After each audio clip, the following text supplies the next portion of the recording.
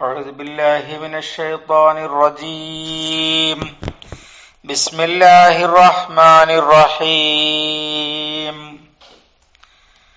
لن يضركم إلا أذى وإن يقاتلوكم يولوكم الأدبار ثم لا ينصرون ضربت عليهم الذلة أينما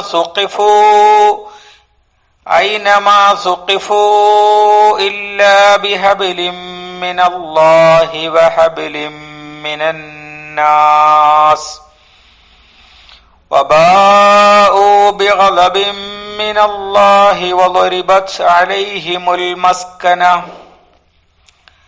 ذلك بأنهم كانوا يكفرون بآيات الله ويقتلون الأنبياء بغير حق ذلك بما عصوا وكانوا يعتدون صدق الله العظيم.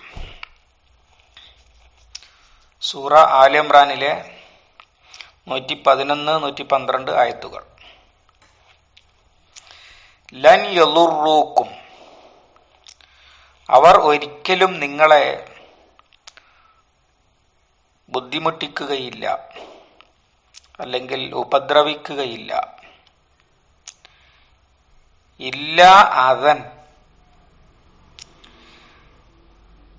അതയല്ലാതെ. അതാന്ന് പറഞ്ഞാൽ ശല്യം, ചെറിയ ഉപദ്രവങ്ങൾക്കാണ് അത എന്ന് പറയാം. മുറിവ് പോലെയുള്ളതിന് അത് പറയും. അതമ്മിർ സിഹി എന്ന് ഖുർആൻ തന്നെ ഉണ്ട്. തലയിലുള്ള ചെറിയ ചരങ്ങ് ചൊറി പോലെയുള്ള സാധനങ്ങൾ. ചെറിയ ശല്യങ്ങളല്ലാതെ അവർ നിങ്ങളെ ഉപദ്രവിക്കുകയില്ല. വഇൻ യുഖാതിലൂക്കും,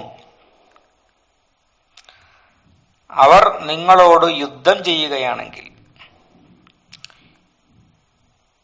യുവല്ലൂക്കും,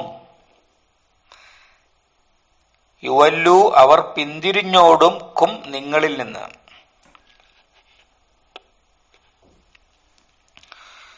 അൽ അദ്ബാറ, തവല്ലൽ അദ്ബാറ എന്നാണ്, പിന്നോട്ട് പിന്തിരിഞ്ഞോടുക, പിന്നോട്ട് എന്നർത്ഥം. സുമ്മ ലാ യുൻസറൂൻ, പിന്നീട് അവർ സഹായിക്കപ്പെടുകയില്ല, അഥവാ അവർക്ക് യാതൊരു സഹായവും ലഭിക്കുകയില്ല.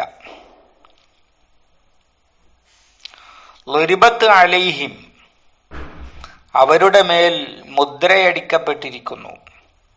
അസില്ലത്തു, നിന്ദ്യത. ഐനമാ സുഖിഫു, സഖിഫ എന്ന് പറഞ്ഞാൽ കണ്ടുമുട്ടുക എന്ന് തന്നെയാണ് അർത്ഥം. ഐനമാ സുഖിഫു, അവർ എവിടെ കണ്ടുമുട്ടപ്പെട്ടാലും, അഥവാ എവിടെ കാണപ്പെട്ടാലും നിന്ദ്യത അവരുടെ മുദ്രയായിരിക്കുന്നു. ഇല്ലാ ബി ഹബിലിൻ മിനല്ലാഹി, അള്ളാഹുവിൽ നിന്നുള്ള കയറുകൊണ്ടല്ലാതെ, അഥവാ പിടിവള്ളി എന്നർത്ഥം. അള്ളാഹുവിൽ നിന്ന് വല്ല പിടിവള്ളിയും കിട്ടിയാൽ ഒഴികെ നിന്ദ്യത അവരുടെ മുദ്രയാണ്. വഹബിലിൻ മിനന്നാസ്, ജനങ്ങളിൽ നിന്നുള്ള വല്ല പിടിവള്ളിയും കിട്ടിയാൽ ഒഴികെയും. വബാഉ, അവർ വിധേയരായിരിക്കുന്നു. ബിഗളബിൻ മിനല്ലാഹ്, അള്ളാഹുവിൽ നിന്നുള്ള കോപത്തിന്. വളുരിബത്ത് അലൈഹിം, അവരുടെ മേൽ മുദ്രയടിക്കപ്പെട്ടിരിക്കുന്നു. അൽ മസ്കനത്തു, സാധുത്തരം. മിസ്കീന് അതുണ്ടായ വാക്കാണ്. പാവത്തരം എന്ന് പറഞ്ഞാൽ ശേഷിയില്ലായ്മ. ദാലിക, അത് ബിഅന്നഹും കാനു, അവർ ആയിരുന്നത് കൊണ്ടാണ്. യക്ഫുറൂന ബി ആയാത്തില്ലാഹ്, അള്ളാഹുവിന്റെ ആയത്തുകളെ നിഷേധിക്കുന്നവരായിരുന്നത് കൊണ്ടാണ്. വയഖ്തുലൂനൽ അംബിയാ, നബിമാരെ കൊല്ലുന്നത് കൊണ്ടുമാണ്. ബിഗൈരി ഹഖിൻ, അന്യായമായി. ദാലിക, അത്, അഥവാ അങ്ങനെ അവർ ആയത്, ബിമാ അസൗ, അവർ ധിക്കരിച്ചത് കൊണ്ടാണ്. വക്കാനു അവരായിരുന്നു യഅ്തദൂൻ അതിക്രമം പ്രവർത്തിക്കുന്നവർ.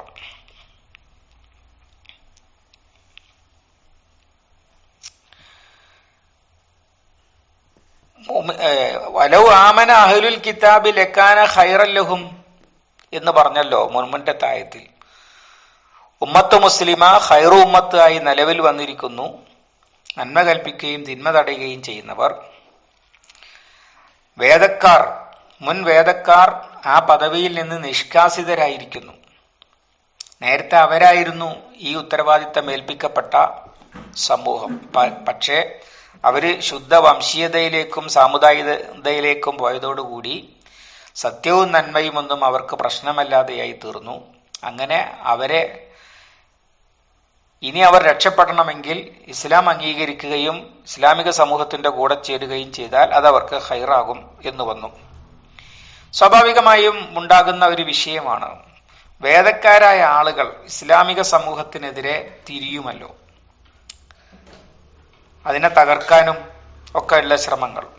അത് ഈ ആയത്തിറങ്ങുന്ന സാഹചര്യത്തിൽ മദീനയിൽ ഇങ്ങനെ പ്രതീക്ഷിക്കപ്പെടുന്ന, അധികം താമസിയാതെ ജൂതന്മാരെല്ലാവരും കൂടി മദീനക്കെതിരെ തിരിയും, ഏത് ചാൻസും അവർ ഉപയോഗപ്പെടുത്തും എന്നൊക്കെ ആർക്കും തോന്നാവുന്ന ഒരു സാഹചര്യം നിലനിന്ന കാലത്താണ്. അഥവാ നമ്മൾ നേരത്തെ മനസ്സിലാക്കിയതുപോലെ ബദറിന്റെയും ഉഹദിന്റെയും ഇടയിലാണല്ലോ ഇതിറങ്ങുന്നത്. ഉഹദിന്റെ മുമ്പായിട്ട്, ഉഹദ് ഉരുണ്ടുകൂടിക്കൊണ്ടിരിക്കുന്ന സാഹചര്യത്തിൽ അതിൽ അല്ലാഹു തആല പറയാണ്, ലം യദുറുക്കും ഇല്ല അതാ, അവര്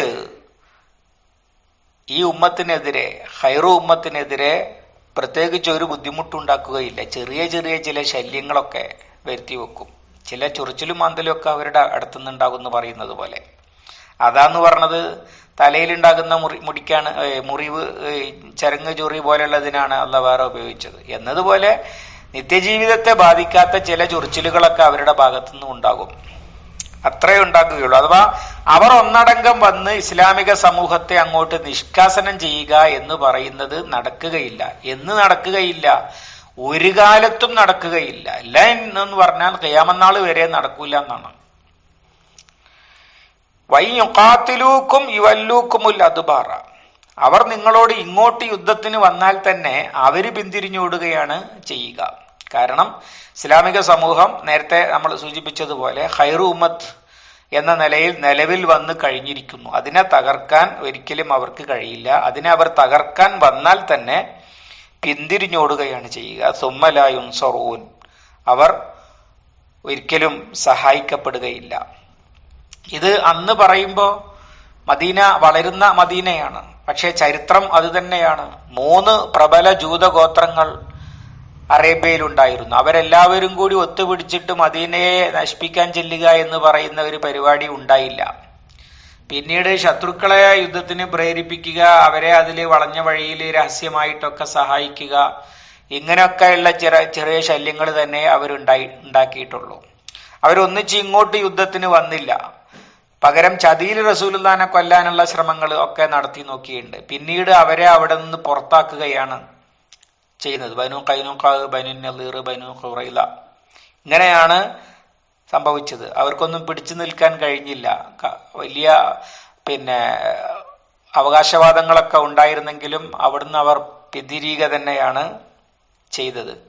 ഇങ്ങനെ ഉള്ള സംഭവമാണ് ഈ സൂചിപ്പിക്കുന്നത്. പിൽക്കാലത്തും അങ്ങനെ തന്നെയാണ്. ഇസ്ലാമിനോട് പൊരുതി നിൽക്കാൻ ജൂതന്മാർക്ക് കഴിഞ്ഞിട്ടില്ല.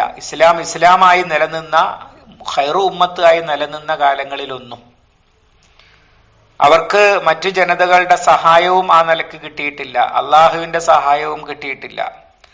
കാരണം എന്താണ്? ളുരിബത്ത് അലൈഹിമു ദില്ലത്തു വൽ മസ്കന എന്ന് സൂറത്തുൽ ബഖറയിൽ വന്നിട്ടുണ്ട്. എന്നതുപോലെ ഇവിടെ ളുരിബത്ത് അലൈഹിമു ദില്ലത്തു ഐനമാ തുഖിഫു, എവിടെയായിരുന്നാലും ജൂതന്മാര് നിന്ദ്യരായിരിക്കും. പിന്നെ ആ നിന്ദ്യതയിൽ നിന്ന് അത് സൂറത്തുൽ ബഖറയിൽ വിശദീകരിക്കപ്പെട്ട സംഗതിയാണ്. നിന്ദ്യതയും പതിത്വവും മുദ്രയായി എന്നത്. ഈസാ അലൈഹി ഇസ്ലാമിനെ ക്രൂശിക്കാൻ വിധിച്ചതോടുകൂടി അങ്ങോട്ട് തകർന്നിട്ട് അതിന്റെ ശേഷം ശത്രുക്കളാൽ നശിപ്പിക്കപ്പെട്ടിട്ട് ലോകത്തുടനീളം അലഞ്ഞു തിരിയുന്ന ഒരു ജനതയായിട്ടാണ് പിന്നീട് യഹൂദ സമൂഹം കാണപ്പെടുന്നത്. പിന്നീട് അവർ ഭരിക്കുന്ന ഒരു പ്രദേശമോ അവർക്ക് സ്വാധീനമുള്ള ഒരു നാടോ അവർക്ക് മനസമാധാനത്തോടുകൂടി മറ്റുള്ളവരെ ആശ്രയിക്കാതെ ജീവിക്കാൻ പറ്റുന്ന ഒരു ജൂതരാഷ്ട്രമോ ലോകത്ത് ഉണ്ടായിട്ടില്ല. അങ്ങനെ അവരുടെ ഒരു അധിവാസം, മുമ്പ് ലോകം തന്നെ നിയന്ത്രിച്ചിരുന്ന ഒരു സമൂഹം പിന്നീട് മറ്റുള്ളവരാൽ നിയന്ത്രിക്കപ്പെടുന്ന ഒരു അവസ്ഥയിൽ ആയിത്തീരുകയാണ് ചെയ്തത്. ഇതിനെയാണ് നിന്ദ്യതയും പതിത്വവും മുദ്രയായി എന്ന് സൂറത്തുൽ ബഖറയിൽ പറഞ്ഞത്. അത് തന്നെയാണ് ഇവിടെയും സൂചിപ്പിക്കുന്നത്. ദുരിബത്ത് അലൈഹിം ദില്ലത്തു, നിന്ദ്യമായ സമൂഹം. അത് മാത്രമല്ല, ഇന്നും നമുക്ക് ഇപ്പോ ഈ യൂറോപ്യൻ സാഹിത്യകൃതികളിൽ ഏറ്റവും നിന്ദ്യമായ കഥാപാത്രമായിട്ട് അവതരിപ്പിക്കപ്പെടുന്നത് ജൂതന്മാരായിരിക്കും. ഒരിക്കലും ഒരു നല്ല സമൂഹം, നല്ല മനുഷ്യർ, നല്ല രാജ്യം എന്ന നിലയിൽ അവർ ലോകത്ത് ഇന്നേ വരെ അംഗീകരിക്കപ്പെട്ടിട്ടില്ല. ചില അപവാദങ്ങളുണ്ട്, അതേതൊക്കെയാണെന്ന് ഇവിടെ തന്നെ പറയുന്നുണ്ട്. ഇല്ല ഐനമാ സുഖിഫു, അവരെവിടെ കാണപ്പെട്ടാലും അഥവാ ഏത് നാട്ടിൽ ഏത് കാലത്തുണ്ടായാലും നിന്ദ്യതയായിരുന്നു അവരുടെ മുദ്ര എന്ന് പറയുന്നത്.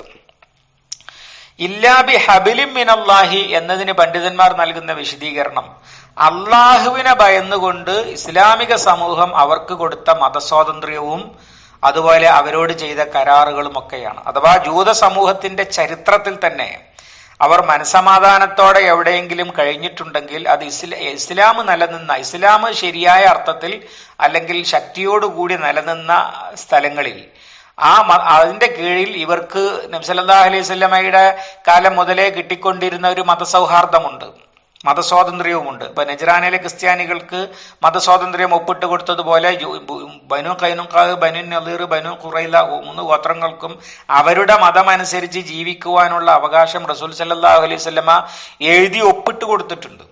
ഇതിനെ മാതൃകയാക്കിയിട്ട് പിൽക്കാല മുസ്ലിം ഭരണാധികാരികൾ പലരും അവർക്ക് മതസ്വാതന്ത്ര്യം അനുവദിച്ചു കൊടുക്കുകയും മനസമാധാനത്തോടുകൂടി ജീവിക്കാനുള്ള അവസരം ഉണ്ടാക്കി കൊടുക്കുകയും ചെയ്തു. ഈ അടുത്ത കാലത്ത് ഇപ്പോൾ മുസ്ലിങ്ങൾ ഒരു കാലത്ത് ഭരിച്ച രാജ്യമാണല്ലോ സ്പെയിൻ, യൂറോപ്പിലെ സ്പെയിന്. ആ സ്പെയിനിന്റെ തലസ്ഥാനമായ മാഡ്രിഡിൽ നടന്ന മതസൗഹാർദ്ദ സമ്മേളനത്തിൽ ജൂത റബ്ബി പ്രസംഗിച്ചത്, ഞങ്ങൾക്ക് ശരിയായ മതസൗഹാർദ്ദം ലഭിച്ചത് മുസ്ലിങ്ങൾ സ്പെയിന് ഭരിച്ച കാലത്താണ്. യൂറോപ്പിൽ മുസ്ലിങ്ങൾ ഒരു ശക്തിയായി നിന്ന കാലത്താണ് ജൂതന്മാർക്ക് ശരിയായ മതസ്വാതന്ത്ര്യം കിട്ടിയത്. ബാക്കിയുള്ള ക്രിസ്ത്യാനികളുടെ ഭരണകാലം മുഴുവനും ഞങ്ങൾക്ക് പീഡനകാലമായിരുന്നു. കാരണം ദൈവത്തെ ക്രൂശിച്ചവർ എന്ന നിലക്കാണ് ക്രിസ്ത്യൻ സമൂഹം ഇവരെ കാണുന്നത്. അതുകൊണ്ട് ഒരു നിലക്കും അവരെ പൊറുപ്പിക്കാൻ അവർ താല്പര്യം എടുത്തിട്ടില്ല. അതുകൊണ്ടാണ് ഇപ്പൊ സെമിറ്റിക് വിരോധം. ആധുനിക ഇസ്രായേൽ ഉണ്ടാകണതിന്റെ പോലും കാരണം ജൂതന്മാരെ യൂറോപ്പിൽ നിന്ന് കുടിയൊഴിപ്പിക്കാൻ അതാണ് വഴി എന്ന നിലക്കാണല്ലോ. ജൂതന്മാർ കഷ്ടപ്പെടുകയാണ്, അവർക്ക് നല്ലൊരു രാജ്യം ഉണ്ടാക്കി കൊടുക്കണം എന്ന് വിചാരിച്ചിട്ടല്ല. ജൂതന്മാരുടെ ശല്യം യൂറോപ്പിൽ നിന്ന് ഒഴിവാക്കാൻ അവർക്ക് വേറൊരു പ്രദേശം കൊടുക്കുകയാണ് നല്ലത് എന്ന് യൂറോപ്യൻ ഭരണാധികാരികൾക്കും രാഷ്ട്രീയക്കാർക്കും തോന്നിത്തുടങ്ങി. അങ്ങനെ അതിന് കണ്ടുവച്ച സ്ഥലം ഉഗാണ്ടയായിരുന്നു. ഉഗാണ്ട ആഫ്രിക്കൻ കാട്ടില് പോയി പാർക്കാനൊന്നും യൂറോപ്പിലെ വികസിത നാടുകളിൽ താമസിക്കുന്ന യഹൂദന്മാർ തയ്യാറാകില്ല, അങ്ങോട്ട് പോകാൻ കൂട്ടാക്കില്ല. അപ്പൊ പിന്നെ ഇവരുടെ മിത്തുകളിൽ കാണുന്ന ഒരു വാഗ്ദത്ത ഇസ്രായേൽ എന്ന് പറയുന്ന ഒരു വർത്തമാനമുണ്ട്.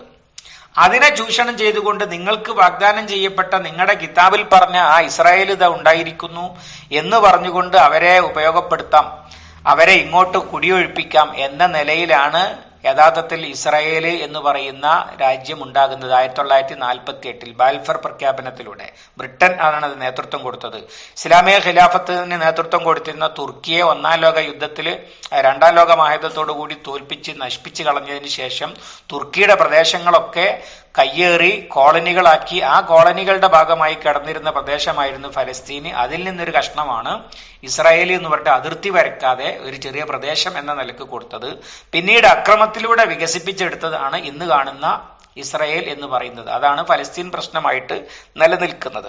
അപ്പൊ ഇങ്ങനെ ഈ 48 തലപൊക്കുന്നത് വരെ ഈസാ അലൈഹി ഇസ്ലാമിന്റെ വിടവാങ്ങലിന് ശേഷം ഉള്ള ഇത്രയും ഈ 2 സഹസ്രാബ്ദ കാലത്തോളം ദുരിബത്ത് അലൈഹിമു ദില്ലത്തു വൽ മസ്കനത്തു എന്ന് അള്ളാഹ് പറഞ്ഞത് തന്നെയായിരുന്നു അവരുടെ കാര്യത്തിൽ സംഭവിച്ചത്. അതിനൊരു അപവാദമുണ്ടായത്, അള്ളാഹുവിനെ ഭയന്നിട്ട് സത്യവിശ്വാസികൾ മതസ്വാതന്ത്ര്യം കൊടുത്തു, കരാറ് പാലിച്ചു. അതാണ് അവർക്ക് മനസമാധാനം കിട്ടിയ, നിന്ദ്യരല്ലാതെ ജീവിക്കാൻ കഴിഞ്ഞ ഒരു സാഹചര്യം. വഹബിലിൻ മിനൻ നാസ്, ജനങ്ങളിൽ നിന്നുള്ള പിടിവള്ളി എന്ന് പറയുന്നത് പലപ്പോഴും പല കാരണങ്ങളാൽ ജനങ്ങളിൽ ചിലർക്ക്, ഇപ്പൊ യൂറോപ്പിൽ കാജാർ എന്ന് പറയുന്ന ഒരു വംശക്കാര് ഭരണകൂടം ഇവർക്ക് ആദ്യകാലത്ത് ചില സ്വാതന്ത്ര്യങ്ങളൊക്കെ കൊടുത്തിരുന്നു എന്ന് പറയപ്പെടുന്നുണ്ട്. അതുപോലെ തന്നെ ഇപ്പോൾ ഈ ഇസ്രായേൽ ഉണ്ടായത് ഞാൻ നേരത്തെ പറഞ്ഞതുപോലെ ഇസ്രായേല് യൂറോപ്പിൽ നിന്ന്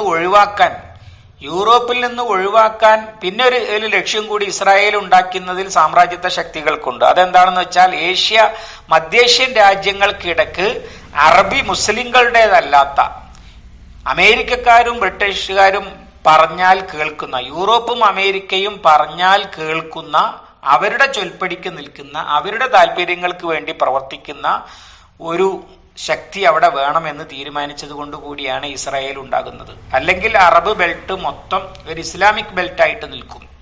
അത് ഒഴിവാക്കാൻ വേണ്ടി, അതിനെ തകർക്കാൻ വേണ്ടിയാണ് ഇസ്രായേൽ യഥാർത്ഥത്തിൽ ഉണ്ടാക്കുന്നത്. അങ്ങനെ ഒരു ഗുണ്ടാപ്പണിയാണ് ഇപ്പോഴും.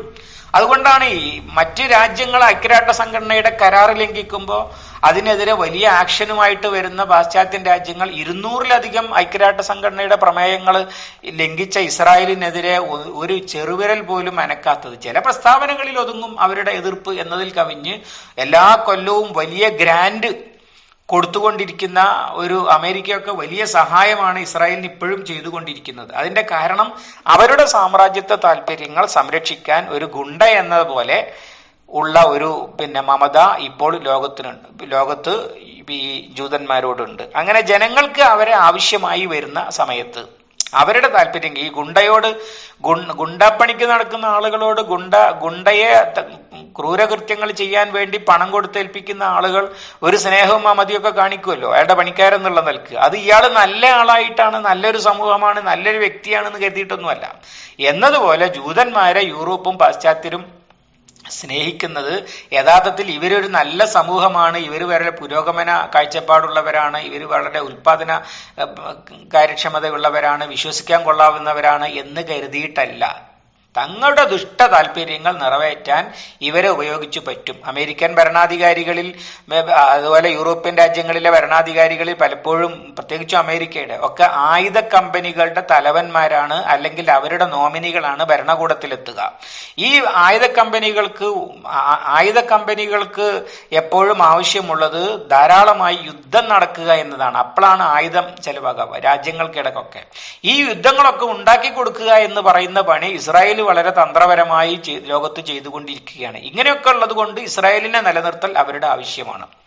ഇങ്ങനെ ജനങ്ങൾ അവരുടെ നന്മക്കോ തിന്മക്കോ ആയ താല്പര്യത്തിന് വേണ്ടി ഇവരെ ആശ്രയിക്കണം എന്ന് വന്നു ചേർന്ന സന്ദർഭങ്ങളിലും ഇവർക്ക് എന്തുണ്ടായിട്ടുണ്ട്? ദില്ലത്തില്ലാത്ത, അന്തസ്സുള്ള, തല ഉയർത്തി നടക്കാൻ പറ്റുന്ന അവസ്ഥ ഉണ്ടായിട്ടുണ്ട്. ഈ രണ്ട് അവസ്ഥകളിലല്ലാത്തപ്പോഴും മുഴുവനും അവരുടെ മുദ്ര നിന്ദ്യതയായിരുന്നു എന്നാണ് ലുരിബത്ത് അലൈഹിം ദില്ലത്തു എന്ന് പറഞ്ഞത്.